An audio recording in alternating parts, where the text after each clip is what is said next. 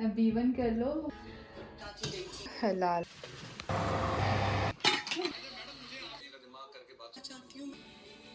Breaking news है ये तो, आज जर्मनी में भी लाइट चली गई है। और अस्सलाम वालेकुम। अच्छा, बाज़ दफ़ा ऐसे होता है ना कि हम अक्सर बहुत ही मामूली सी या फिर मनफी बात पर तवज्जो दे देते हैं, वो भी चाहे सोशल मीडिया हो या फिर डेली लाइफ। लेकिन कोशिश ये करनी चाहिए कि हम दोनों चीज़ों में कुछ अच्छी चीज़ें देख लें, मनफी चीज़ों को इग्नोर करें। इससे ना हमारा ही फ़ायदा होता है, हमारा ही जहन पुरसकून रहता है। आई होप कि जिन्होंने इस तरह का कमेंट किया था उनको जवाब मिला होगा। अच्छा, वो कमेंट किया था वो मैं आपके साथ शेयर करूँगी। फ़िलहाल तो तैयारी हो रही थी, हमने जाना था वही अफ़गानी फैमिली की तरफ। अच्छा, जाना हमने उनके घर की तरफ, तो फिर मैं क्यों खाना बना रही हूँ। मैंने उनको खुद ही बोला था कि मैं ना एक डिश बनाकर ले आऊँगी, तो वो मैंने सोचा कि बिरयानी, क्योंकि उनके बच्चों को बिरयानी वगैरह थोड़ी सी स्पाइसी चीज़ें भी बहुत पसंद आती हैं। और जाने से पहले इतनी तेज़ बारिश स्टार्ट हो गई, सब कुछ तैयार था और बहुत ही तेज़ बारिश स्टार्ट हो गई थी। थोड़ी देर के लिए तो हमने वेट किया, फिर से निकलना पड़ा क्योंकि ये रुक ही नहीं रही थी। और आजकल तो काफ़ी दिनों से यही सीन है। इनके घर में ना हमारा आना जाना लगा ही रहता है। अभी 2-3 दिन पहले ये हमारे घर आए थे, हमने इनको बुलाया और फिर ये कहते हैं कि आपने आना है। जब भी कोई छुट्टी वगैरह होती है ना, फायर टाग आता है यहाँ पर, तो हम प्लान कर लेते हैं कि आप आएंगे या फिर हम आए आपकी तरफ। वो किसी और कंट्री से आए हैं, हम किसी और कंट्री से आए हैं, हमारी ज़ुबानें डिफरेंट हैं। हाँ, यहाँ पर तो सेम है, लेकिन मुझे तो इतनी अच्छी नहीं आती और इतने अच्छे से मैं उनकी बात नहीं समझ पाती, इतने अच्छे से अपनी नहीं समझा पाती। कहते हैं ना कि जब दिलों में खलूस हो, प्यार हो, तो फिर ये चीज़ें मायने नहीं रखती। और सच में इनके मामले में यही है।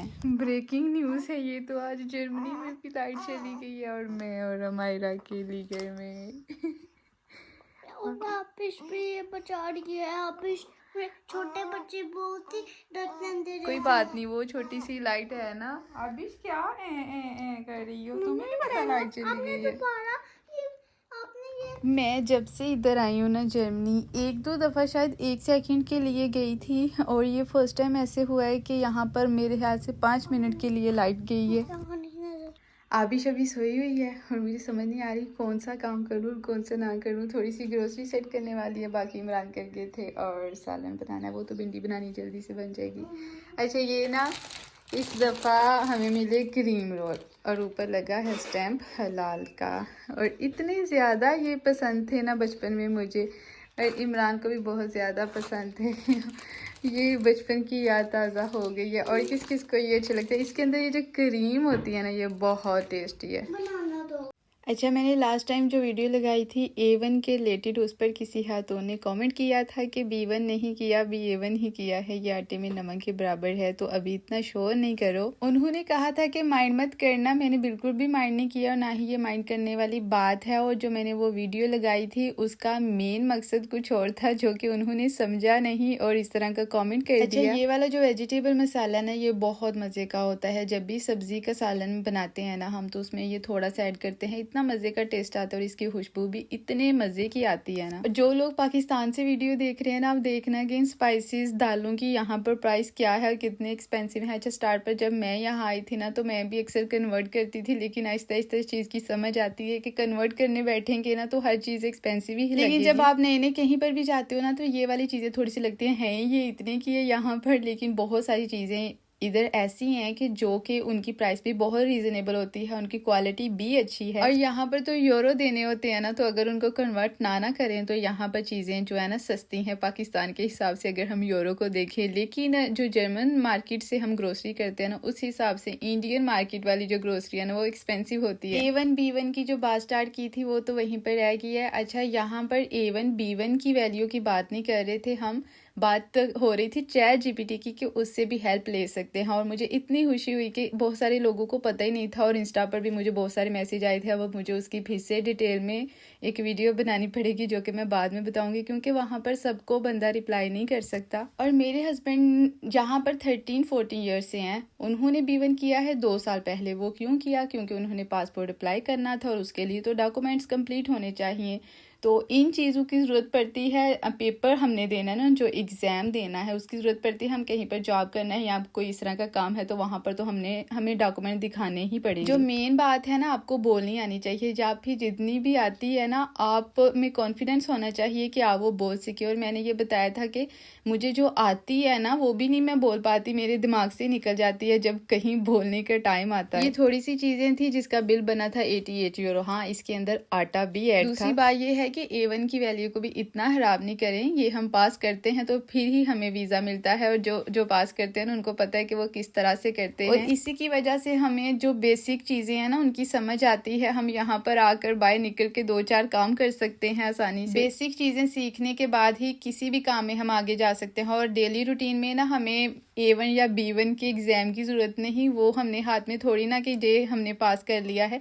हमें बोलने की ज़रूरत है, बात करने की ज़रूरत है, ये चीज़ आनी चाहिए। और उस चीज़ में मैंने ये बताया था कि ChatGPT से हेल्प ले सकते हैं हम। B1 करने के बाद भी अगर आप नॉर्मल डेली रूटीन में अच्छे से बात नहीं कर सकते, किसी की समझ नहीं सकते, इन चीज़ों को हैंडल नहीं कर सकते, तो B1 की कोई ज़रूरत नहीं। और अगर A1 करने के बाद ही आप ये सब कर रहे हैं तो मेरे ख्याल से A1 भी इनफ है। इंडियन स्टोर से जब भी ग्रोसरी करें ना, 2 सब्जियां मस्ट होती हैं, भिंडी और करेले। हमें तो ये बहुत ज़्यादा पसंद है और मुझे लगता है सबकी फेवरेट है।